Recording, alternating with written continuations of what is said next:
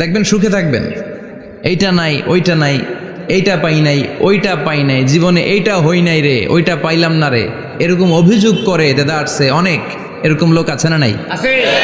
এরা অসুখী, এরা অসফল।